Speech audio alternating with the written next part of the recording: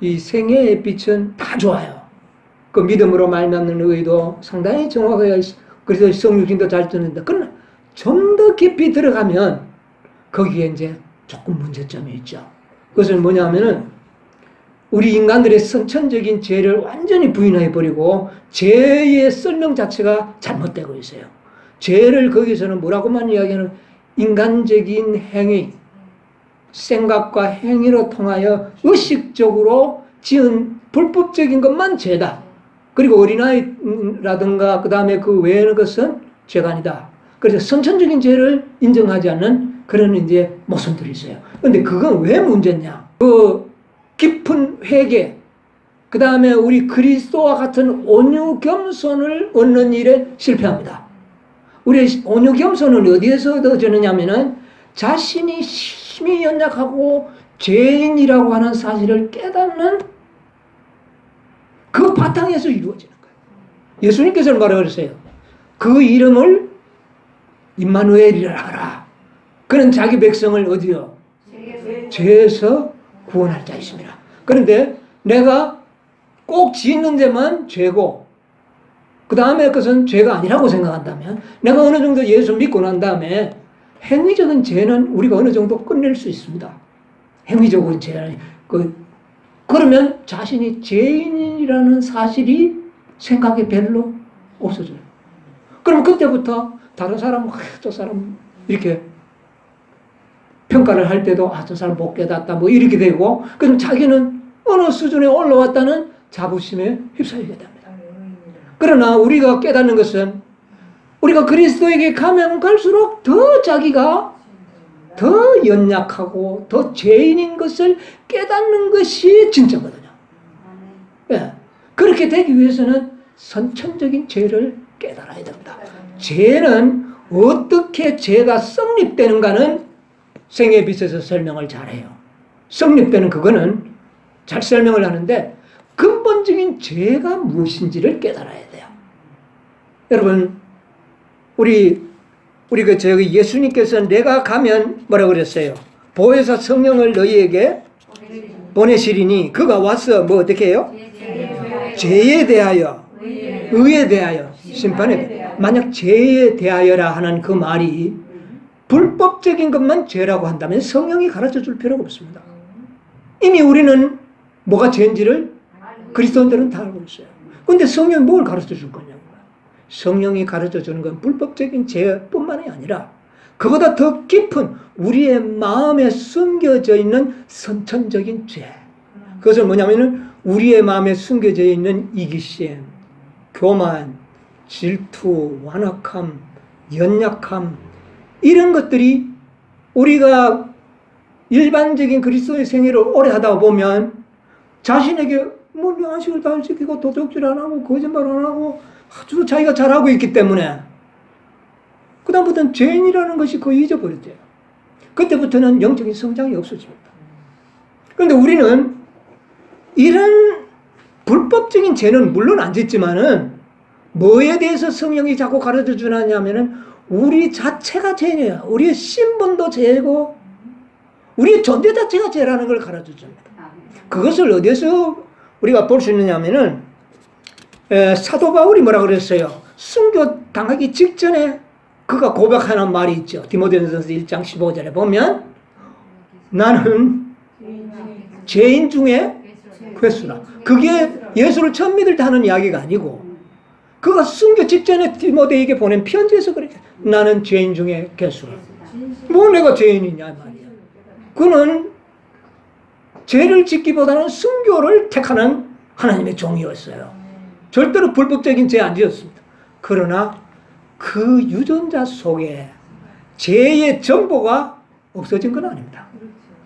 우리의 이 세포가 뭐 수조라 된다 그러는데 그 뭐 600조 뭐 어떤 사람 수조라 그러는데 세포 속에는 유전자가 있죠. DNA가 있죠. 그 정보 속에는 무슨 정보가 들어있을까요? 악의 정보가 들어있습니다. 이기심의 정보가 들어있고 그 다 들어있는 거예요. 그래서 예수님은 죄 있는 육신이라고 그랬어요. 그런 말은 뭐냐면 유전자를 갖고 태어났다는 거예요. 4,000년간 타락한 인간의 육신의 유전을 받고 예수님은 어떻게 해요? 태어났다는 겁니다. 그러면 예수님의 육체 속에도 뭐가 들어있어요? 죄의 유전이 들어있는 겁니다. 그것을 마리아를 통해서 물받았죠. 그러나 그 죄를 이기고 승리하고 완전한 품성을 예수님이 개발하신 거거든요.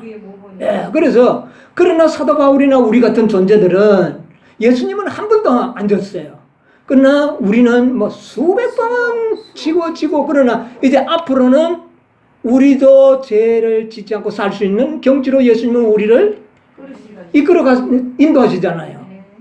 인도하시지만 예수님께 가까이 가니까 내 속에 들어있는 보이지 않는 유전자 속에 죄의 정보를 보게 되는 겁니다. 그때 그 죄 때문에 주야 나는 아직도 뭡니까? 죄. 그것은 회개할 것이 없는 죄입니다. 우리가 행동으로 죄를 범한 것은 반드시 회개해야 됩니다. 그러나 유전 속에 들어있는 것은 내가 회개할 건 아니에요. 안 해도 돼요. 그러나 그것이 내 속에 있다는 걸 발견하는 순간은 그 죄도 뭐 하는 겁니까? 회개하게 되는 거예요. 그것이 회개할 것이 없는 회개. 그 죄를 깨달을 때 내가 어떻게 돼요? 겸손해집니다. 아주 겸손해집니다. 아무리 죄를 짓는 형제를 봐도 저 형제 속에 들어있는 죄의 유전자가 내게도 있다. 내가 죄를 짓지 않고 있는 것은 하나님의 은혜지 내가 아니다. 그래서 감사를 누구에게 돌려요?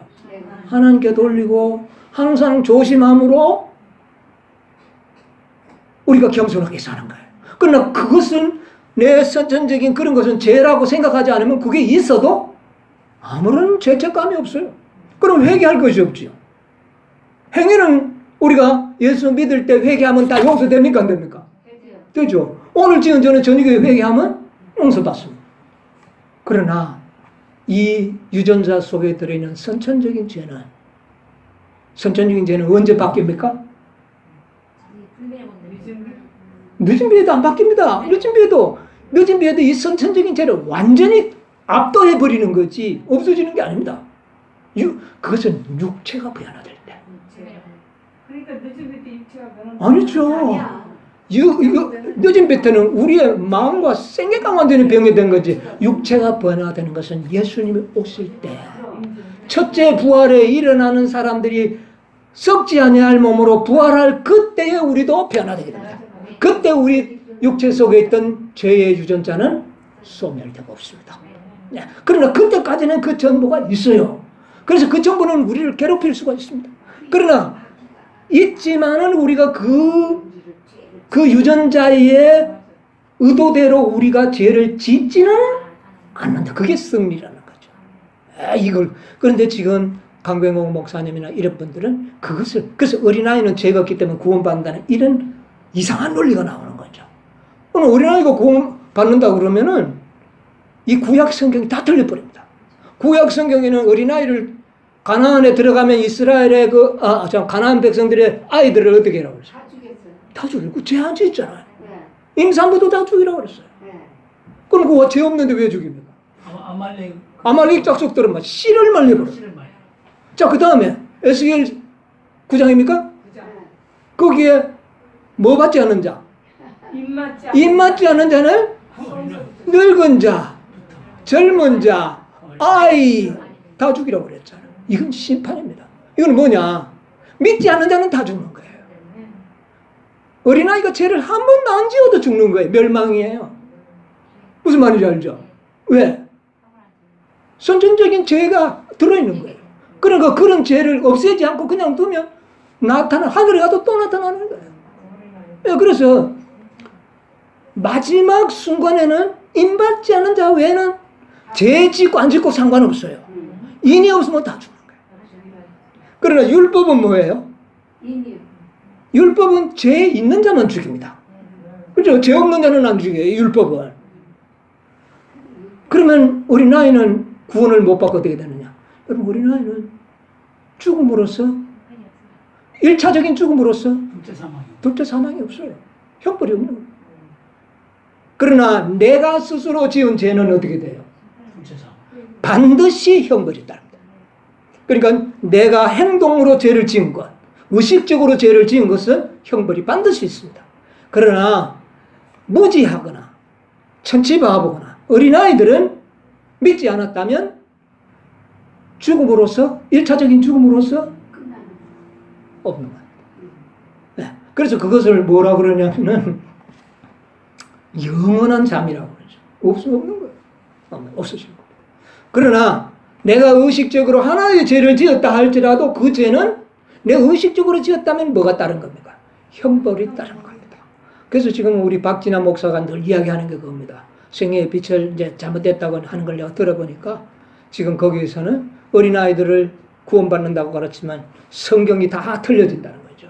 네. 왜? 하나님께서는 결코 믿지 않는 자를 구원한 적은 없습니다. 그냥 믿음으로 구원하는 거예요. 그래서 이런 점들이 이런 것이 있을 때에 많은 오류들이 만들어지는 겁니다. 오류를 만들어 이걸 재료로 해가지고 사람들을 미혹하게 하는 거예요. 그리고 더 이상 겸손과 온유를 배우지 못합니다. 도덕적인 그리스도인이 밖에 안 됩니다. 여러분 구원받은 자들이 도덕적인 그리스도인으로 끝난다면 되겠어요? 아니에요. 우리는 도덕 이상의 신성의 품성을 가져야 됩니다. 신의 품성. 그것은 거듭남과 진리에 의해서만 가능한 거예요. 완전한 진리를 예수님이 내가 길이요 뭐요? 진리요 생명이라고 그랬잖아요. 그러니까 진리는 신성입니다. 하나님이 가지고 있는 게 진리잖아요.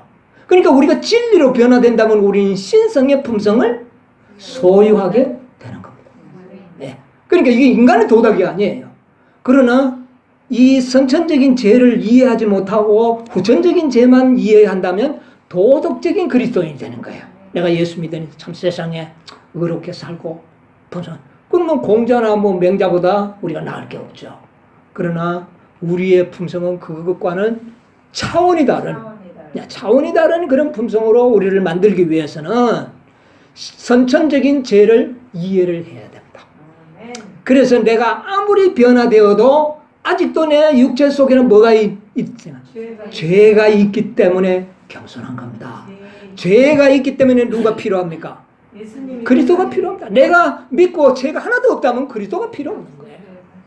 네.